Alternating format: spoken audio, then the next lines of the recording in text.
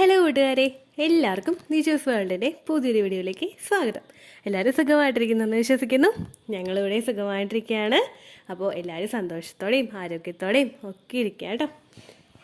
ഇന്നത്തെ വീഡിയോയിൽ ഞാൻ ഷെയർ ചെയ്യുന്നത് എനിക്ക് ഭയങ്കര അധികം സന്തോഷം തോന്നിയ ഒരു സക്സസ് സ്റ്റോറിയെ പറ്റിയാണ് കേട്ടോ. നമ്മളെല്ലാവരും തന്നെ, അതായത് ഇപ്പോൾ പ്രഗ്നൻസി ട്രൈ ചെയ്യുന്നവരെല്ലാവരും തന്നെ ഒരു 20കളിലോ 30കളിലോ ഒക്കെ നിൽക്കുന്നവരായിരിക്കും. ആരും 35-ന് അപ്പുറത്തേക്കുള്ളൊരു സക്സസ് സ്റ്റോറി എൻ്റെ ചാനലിൽ ഇതുവരെ ഷെയർ ചെയ്തിട്ടില്ല കേട്ടോ.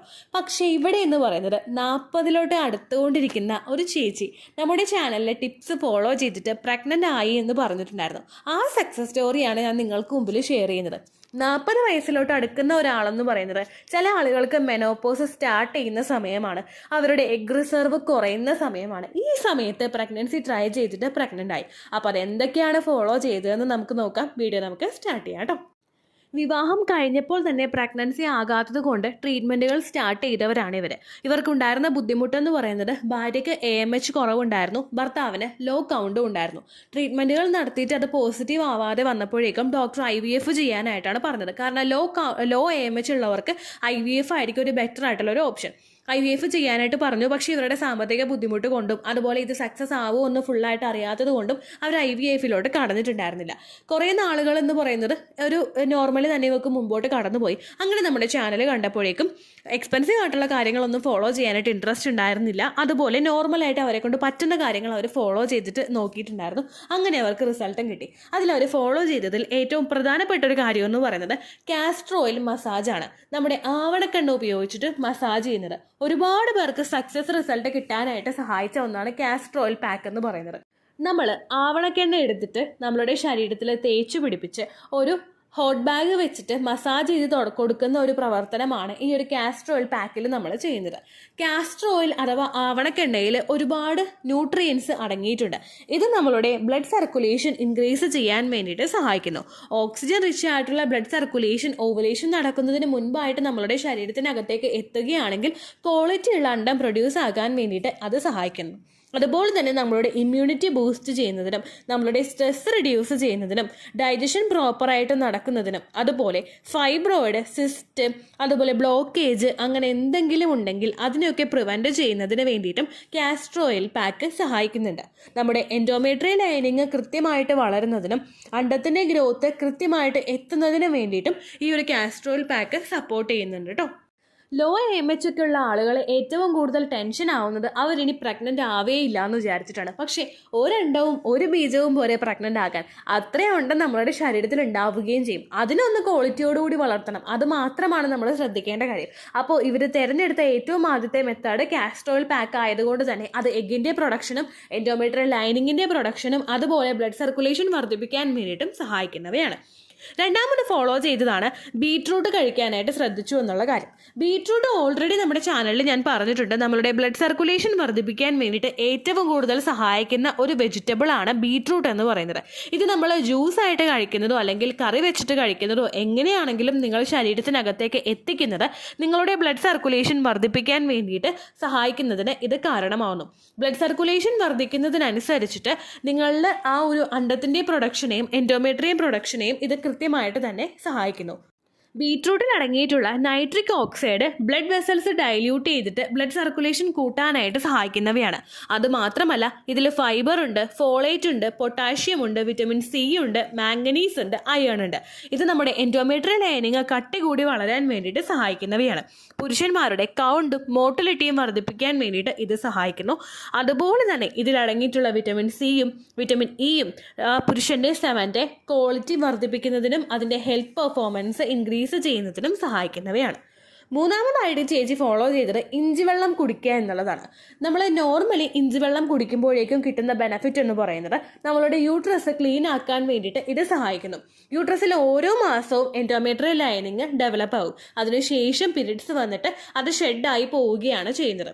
പക്ഷേ നമ്മൾ അതോടൊപ്പം പീരീഡ്സിൻ്റെ ബ്ലീഡിങ് ഉണ്ടാകുന്നതോടൊപ്പം ഇഞ്ചി വെള്ളവും കൂടി കുടിച്ചു കഴിഞ്ഞാൽ ലെഫ്റ്റ് ഓവർ ആയിട്ട് ഒരു ബ്ലഡും ഇരിക്കാതെ മുഴുവൻ ബ്ലഡും ആ ഒരു പീരീഡ്സിലുണ്ടാകുന്ന മൊത്തം ബ്ലഡും ശരീരത്തിനകത്ത് നിന്ന് പുറത്തേക്ക് പോരാൻ വേണ്ടിയിട്ടും യൂട്രസിനെ ക്ലീൻ ചെയ്തെടുക്കാൻ വേണ്ടിയിട്ടും ഇത് സഹായിക്കുന്നു. പീരീഡ്സിൻ്റെ ബ്ലീഡിങ് തുടങ്ങുന്ന ദിവസം മുതൽ പീരീഡ്സ് തീരുന്ന ദിവസം വരെ ഭക്ഷണത്തിന് ശേഷം ഇഞ്ചി വെള്ളം കുടിക്കുന്നത് യൂട്രസ് ക്ലീൻ ആക്കാൻ വേണ്ടിയിട്ട് സഹായിക്കുന്നവയാണ്. അത് ഉപയോഗിച്ചിട്ട് പ്രഗ്നൻ്റ് ആകുന്ന ഒരുപാട് പേരുണ്ട്. ആ ഒരു മെത്തേഡും ഈ ചേച്ചി കൃത്യമായിട്ട് ഫോളോ ചെയ്തിട്ടുണ്ടായിരുന്നു കേട്ടോ. നാലാമതായിട്ട് ഫോളോ ചെയ്ത മെത്തേഡ് ഗ്രാമ്പൂ വെള്ളം കുടിക്കുക എന്നുള്ളതാണ്. അവരും കുടിച്ചു, ഭാര്യയും കുടിച്ചു, ഭർത്താവിനും കൊടുത്തു. ഗ്രാമ്പൂ വെള്ളം കുടിക്കുമ്പോഴേക്കും ഇത് സ്ത്രീ ശരീരത്തിൽ LH ഹോർമോണിൻ്റെ പ്രൊഡക്ഷൻ കൃത്യമായിട്ട് നടക്കാനായിട്ട് സഹായിക്കുന്നവയാണ്. നമ്മൾ സെർവിക്കൽ മ്യൂക്കസും അതുപോലെ തന്നെ ആ ഒരു ഗ്രാമ്പൂ വെള്ളവും കുടിക്കുന്നതോടൊപ്പം അണ്ടത്തിൻ്റെ ഗ്രോത്തും അത് കൃത്യമായിട്ട് സപ്പോർട്ട് ചെയ്യുന്നതിന് സഹായിക്കുന്നുണ്ട്. നമ്മൾ കാസ്ട്രോൾ പാക്ക് ഉപയോഗിക്കുമ്പോഴും ബീറ്റ്റൂട്ട് കഴിക്കുമ്പോഴും ബ്ലഡ് സർക്കുലേഷൻ വർദ്ധിക്കുന്നുണ്ടെങ്കിൽ ആ ബ്ലഡ് സർക്കുലേഷൻ വന്ന് അണ്ടം വളരുന്നുണ്ടെങ്കിൽ ആ അണ്ടം വളർന്നത് പൊട്ടാൻ വേണ്ടിയിട്ട് സഹായിക്കുന്നത് LH ഹോർമോണാണ്. ഈ LH ഹോർമോണിൻ്റെ പ്രൊഡക്ഷൻ കൃത്യമായിട്ട് നടക്കണമെങ്കിൽ ക്ലോസ് വാട്ടർ കുടിക്കുന്നത് നല്ലതായിരിക്കും. പീരീഡ്സിൻ്റെ ബ്ലീഡിങ് നിന്ന ദിവസം മുതൽ എപ്പോഴാണോ നിങ്ങൾ ഓവുലേഷൻ എക്സ്പെക്ട് ചെയ്യുന്നത് ആ ദിവസം വരെയാണ് നിങ്ങൾ ഗ്രാമ്പൂ വെള്ളം കുടിക്കേണ്ടത്. വെറും വയറ്റിൽ, അതായത് എംപ്റ്റി സ്റ്റൊമക്കിൽ ഗ്രാമ്പൂ വെള്ളം എടുക്കുന്നതാണ് ബെനിഫിറ്റ് കിട്ടാൻ ഏറ്റവും നല്ലത്. തലേ ദിവസം 3-4 ഗ്രാമ്പൂ എടുത്ത് കഴുകി വെള്ളത്തിൽ കുതിർത്തി വെക്കുന്നതും പിറ്റേ ദിവസം ആ വെള്ളം, 1 ഗ്ലാസ് വെള്ളമാണ് നിങ്ങൾ എടുക്കുന്നതെങ്കിൽ അത് 1/2 ഗ്ലാസ് ആയിട്ട് ചുരുങ്ങുന്നത് വരെ തിളപ്പിച്ചിട്ട് നിങ്ങൾ കുടിക്കുന്നതും LH ഹോർമോണിന്റെ പ്രവർത്തനവും സെർവിക്കൽ മ്യൂക്കസിന്റെ പ്രൊഡക്ഷനും വർദ്ധിക്കാനായിട്ട് സഹായിക്കുന്നു. അതോടൊപ്പം പുരുഷന്മാരിലെ സെമന്റെ മോർഫോളജി, അതുപോലെ മോട്ടിലിറ്റി, ഇതെല്ലാം വർദ്ധിപ്പിക്കാൻ വേണ്ടിയിട്ടും ഇത് സഹായിക്കുന്നുണ്ട്. അപ്പോൾ ഈ ചേച്ചി ഗ്രാമ്പൂ വെള്ളവും കൃത്യമായിട്ട് കുടിച്ചിട്ടുണ്ടായിരുന്നു കേട്ടോ. അടുത്തതായിട്ട് ഫോളോ ചെയ്തത് ബനാനയാണ്. നമ്മളിപ്പോൾ റെഡ് ബനാനയെ പറ്റിയിട്ടും ബാക്കിയുള്ള ബനാന കഴിക്കുന്നത് ഫെർട്ടിലിറ്റി വർദ്ധിപ്പിക്കാൻ വേണ്ടിയിട്ട് സഹായിക്കുന്നു എന്ന് ഓൾറെഡി വീഡിയോസിൽ പറഞ്ഞിട്ടുണ്ടായിരുന്നു. ഈ ബനാന കഴിക്കുന്നത് ശരീരത്തിൽ ന്യൂട്രിയൻസ് കിട്ടാൻ വേണ്ടിയിട്ട് സഹായിക്കുകയും നമ്മുടെ അണ്ടത്തിൻ്റെ വളർച്ച കൃത്യമായിട്ട് എത്തുന്നതിന് വേണ്ടിയിട്ട് സപ്പോർട്ട് ചെയ്യുകയും ചെയ്യുന്നുണ്ട്. അപ്പോൾ നിങ്ങൾക്ക് അതും കൃത്യമായിട്ട് എടുക്കാവുന്നതാണ് കേട്ടോ.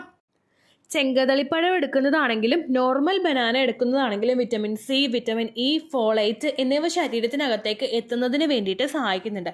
അപ്പോൾ ഈ ചേച്ചി ഒരു ദിവസം ഒരു വാഴപ്പഴമെങ്കിലും കഴിക്കാനായിട്ട് ശ്രദ്ധിച്ചിട്ടുണ്ട് കേട്ടോ. ആറാമതായിട്ട് ചെയ്തത് മറ്റുള്ള എക്സസൈസുകളൊന്നും ചെയ്യാൻ പോകാതെ വാക്കിംഗ് മാത്രം ചെയ്തു. ലെഗ് അപ്പ് ദ വാൾ ഒന്നും ചെയ്തതായിട്ട് മെൻഷൻ ചെയ്തിട്ടില്ല കേട്ടോ. വാക്കിംഗ് മാത്രം ചെയ്തു എന്നാണ് പറഞ്ഞത്. അവർക്ക് ഭാര്യയ്ക്കും ഭർത്താവിനും വാക്കിംഗ് പോകുന്നൊരു ശീലം ഉണ്ടായിരുന്നു. അത് കൂടുതൽ ഒന്നും കൂടി അതിലോട്ട് ഫോക്കസ് ചെയ്തിട്ടുണ്ടായിരുന്നു.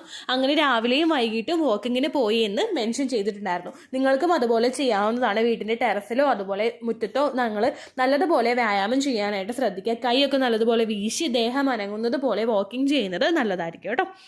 അടുത്തതായിട്ട് ഇവർ കഴിച്ചത് പേരക്കയും നെല്ലിക്കയുമാണ്. ഈ പേരക്കയും നെല്ലിക്കയും നമുക്ക് വിറ്റമിൻസും അതുപോലെ തന്നെ നിങ്ങളുടെ അണ്ടത്തിൻ്റെ വളർച്ചയ്ക്കും എൻഡോമെട്രിയൽ ലൈനിങ്ങിൻ്റെ വളർച്ചയ്ക്കും സഹായിക്കുന്നവയാണ്.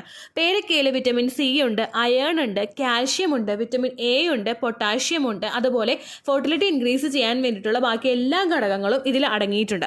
അതുപോലെ നെല്ലിക്കയിലാണെങ്കിലും നമ്മളുടെ സ്ത്രീകളുടെ എഗ്ഗിൻ്റെ ക്വാളിറ്റി വർദ്ധിപ്പിക്കാനും ഹോർമോൺ ബാലൻസ് കൃത്യമായിട്ട് റെഗുലേറ്റ് ചെയ്യാനും ഓവുലേഷനും വെയിറ്റ് ലോസിന് വേണ്ടിയിട്ടും സഹായിക്കുന്നതുമായിട്ടുള്ള എല്ലാ ഘടകങ്ങളും അടങ്ങിയിട്ടുണ്ട്. അങ്ങനെ ഈ കാര്യങ്ങളെല്ലാം കൃത്യമായിട്ട് എടുത്തപ്പോഴേക്കും ഇവർക്ക് എളുപ്പത്തിൽ പ്രഗ്നന്റ് ആകാനായിട്ട് സാധിച്ചു. ഈ ടിപ്സ് പലതും ഹസ്ബൻഡിനും കൂടി ഷെയർ ചെയ്തിട്ടാണ് ഇവരെടുത്തത്. ഒരാളും ഭാര്യ മാത്രമല്ല, ഭർത്താവും കൂടി ഒരുമിച്ച് എടുത്തിട്ടാണ് പ്രഗ്നൻസി എളുപ്പത്തിലായത്. ഒരുപാട് പേർക്കുണ്ടാകുന്ന തെറ്റിദ്ധാരണയാണ് AMH കുറവും PCOD ഒക്കെ ഉണ്ടെങ്കിൽ പ്രഗ്നന്റ് ആകില്ല, അല്ലെങ്കിൽ പ്രഗ്നന്റ് ആകാനായിട്ട് ലേറ്റ് ആകും എന്നതിനെ പറ്റിയിട്ട്. നിങ്ങൾ ചിന്തിക്കുക, 40-നോടടുത്തൊരു ചേച്ചിയാണ് എളുപ്പത്തിൽ പ്രഗ്നന്റ് ആയത്. ഇത് നിങ്ങൾക്ക് സംഭവിക്കുന്നത് ഒരു അണ്ടത്തിന്റെ ക്വാളിറ്റി വർദ്ധിച്ചതുകൊണ്ടാണ്. എല്ലാ അണ്ടവും നമുക്ക് ക്വാളിറ്റിയോട് കൂടി വളർത്തിക്കൊണ്ട് വരാൻ പറ്റണമെന്നില്ല. പക്ഷേ ഒരെണ്ണത്തിൻ്റെ ക്വാളിറ്റി വർദ്ധിപ്പിച്ചപ്പോഴേക്കും എളുപ്പത്തിൽ പ്രഗ്നൻ്റ് ആകാനായിട്ട് സാധിച്ചു. അപ്പോൾ ആ ഒരു പ്രതീക്ഷ നിങ്ങൾ കൈവിടാതിരിക്കുക. എളുപ്പത്തിൽ പ്രഗ്നൻ്റ് ആകാനായിട്ട് നിങ്ങൾക്കും സാധിക്കും കേട്ടോ. അപ്പോൾ ഇത്രയേ ഉള്ളൂ വീഡിയോ. യൂസ്ഫുൾ ആയി കാണുമെന്ന് വിശ്വസിക്കുന്നു. യൂസ്ഫുൾ ആവുന്നുണ്ടെങ്കിൽ ലൈക്ക് ചെയ്യുക, ഫ്രണ്ട്സിനൊക്കെ ഷെയർ ചെയ്ത് കൊടുക്കുക കേട്ടോ. പണ്ടത്തെ വീഡിയോയ്ക്ക് കമൻറ്റ്സ് ഇടുന്നവർക്ക് റിപ്ലൈ ലഭിക്കുന്നില്ലെങ്കിൽ ലേറ്റസ്റ്റ് ആയിട്ട് ഞാൻ ഏത് വീഡിയോ ആണ് അപ്ലോഡ് ചെയ്യുന്നത് അതിന് താഴെ കമൻറ്റ് കോപ്പി പേസ്റ്റ് ചെയ്യാനായിട്ട് ശ്രദ്ധിക്കുക കേട്ടോ. അതുപോലെ ഓവുലേഷൻ ഡേറ്റ് കാൽക്കുലേറ്റ് ചെയ്ത് തരാനായിട്ട് റിക്വസ്റ്റ് ചെയ്യുന്നവർ എത്രയാണോ നിങ്ങളുടെ കൃത്യം സൈക്കിൾ ലെങ്ത് അത് മെൻഷൻ ചെയ്യാനായിട്ട് ശ്രദ്ധിക്കുക. സൈക്കിൾ ലെങ്ത് എന്നതുകൊണ്ട് ഉദ്ദേശിക്കുന്നത് ഓരോ മാസവും എത്ര ദിവസം കൂടുമ്പോഴാണോ നിങ്ങൾക്ക് ബ്ലീഡിങ് വരുന്നത് അതിനെയാണ് ഉദ്ദേശിച്ചത്. ഫോർ എക്സാമ്പിൾ, ജനുവരി 1 നിങ്ങൾക്ക് ബ്ലീഡിങ് വന്നതെങ്കിൽ ജനുവരി 1 നിങ്ങൾ ഫസ്റ്റ് ഡേ ആക്കി എടുത്തിട്ട് ഫെബ്രുവരി 2 നിങ്ങൾക്ക് ബ്ലീഡിങ് വരുന്നതെങ്കിൽ ജനുവരി 1 മുതൽ ഫെബ്രുവരി 2 വരെ എത്ര ദിവസമുണ്ടോ ആ ദിവസം എണ്ണിയെടുത്തിട്ട് നിങ്ങൾ ഓവുലേഷൻ ഡേറ്റിൻ്റെ സൈക്കിൾ ലെങ്ത് കാൽക്കുലേറ്റ് ചെയ്യുക കേട്ടോ. അത് നിങ്ങൾ അയച്ചു കഴിഞ്ഞാൽ എളുപ്പത്തിൽ എനിക്ക് ഓവുലേഷൻ ഡേറ്റ് പറഞ്ഞു തരാനായിട്ട് സാധിക്കും. അപ്പോൾ ഇത്രയേ ഉള്ളൂ വീഡിയോ. അടുത്തൊരു യൂസ്ഫുൾ വീഡിയോ ആയിട്ട് നമുക്ക് വീണ്ടും കാണാം. ബൈ.